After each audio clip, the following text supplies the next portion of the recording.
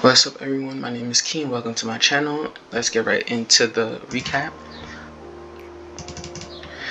Okay, so with WBUY, I exited this on the 11th, so right here on this day in the opening, and I exited because, as you can see, it was just consolidating and it was losing a lot of volume. So I was like, let me just cut it, and I was in a small profit of 1280. The reason why I was interested in WBUY was because, if you remember me saying that this was a very clear pre-market high and a very clear support, which I could use as my max loss, and then it gave a very clear target. So I wanted to wait. My setup is to wait for the pullback and the bounce off pre-market high. So as you can see, it broke out, went to 995s, tried again, this was a fail, and it pulled back. So I like the way this looked, because this could possibly mean that there are shorts getting into this trade, and so I wanted to enter on the bounce where I know there's going to be a lot of buyers that would tend to be in. But I entered here and I wanted to wait to see, because I expected this to, once it bounced, there's some consolidation, but then eventually run to this 878. I think this is where I would have took my partial. That, or I would have took it up here. I would have took my partial in this range, and if it could pull back, hold, or pull back and hold here and then go for higher, I would have took more off the table, but it didn't. So it just kept consolidating, and so I saw that it was weak and I exited. But this is right here would have been my max loss. Now if I would have continued holding, when it broke below 632 and popped back up either here or in pre-market, this would have been my exit, this area, because this is the max loss just in case I don't get relieved of my exit. So because it moved, so if it would have broke here, like if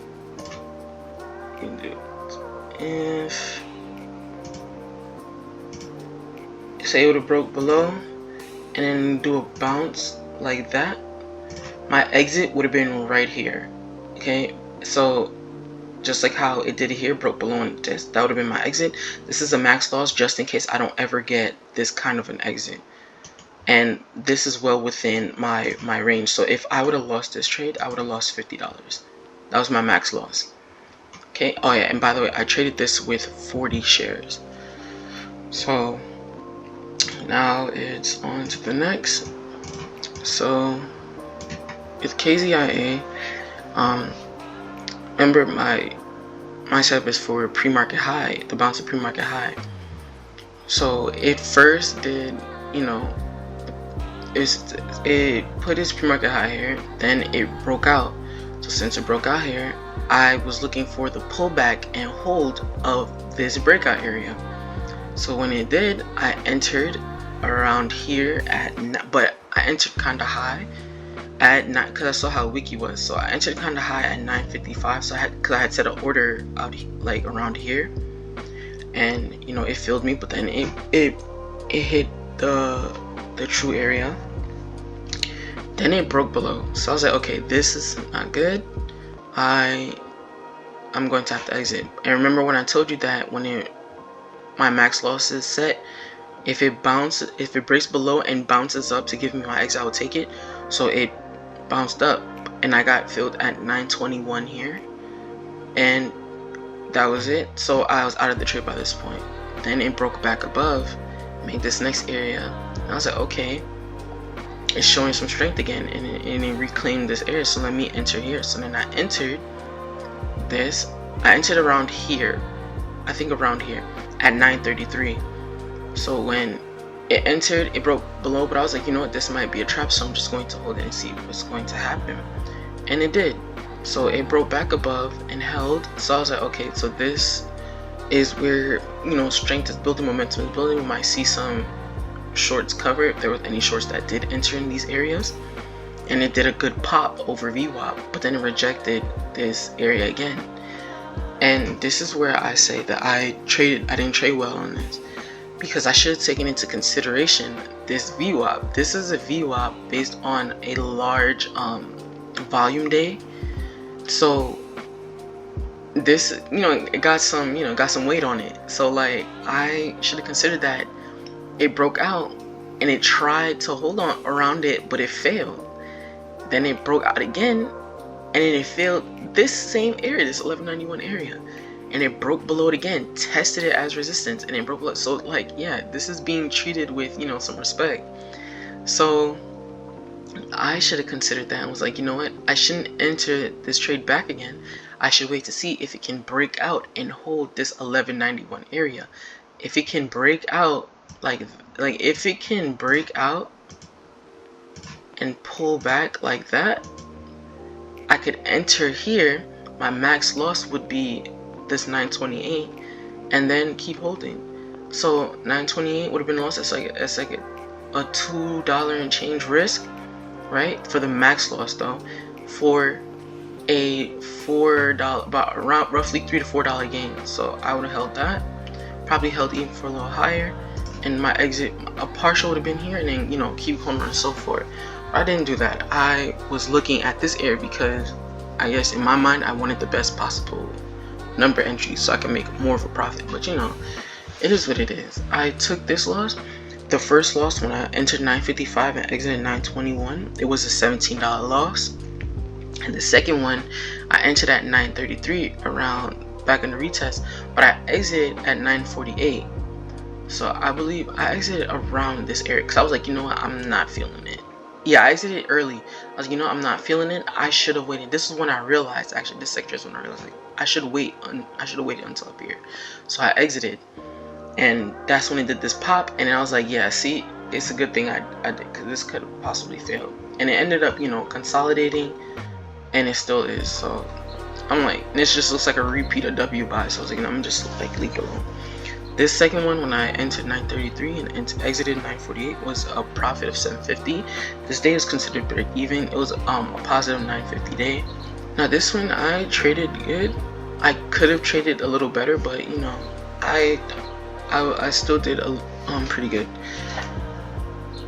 At first I wasn't going to look at this, because usually when stocks make such a big move, they tend to open up and then just fall off the face of the earth. But I was like, you know what, I'll just mark off some levels. So I marked off here, and I was like, let me check the daily chart, and that's when I saw, like, this is all-time high. Like, we're in all-time high range. I was like, okay, now I'm interested in it. The highest was 653. I was once I planned the trade, I wanted to enter off this 1090 area, which I did, and I got it on this candle at $11 flat. My max loss was right here at 954. As you can see, like, I have the thing here. My max loss was 954, and my first target was 15. It was this $15. It was $15 area. So I was like, okay. I waited here. You see, it broke out in pre-market, did high again, and then pulled back. I was able to get in a really good fill.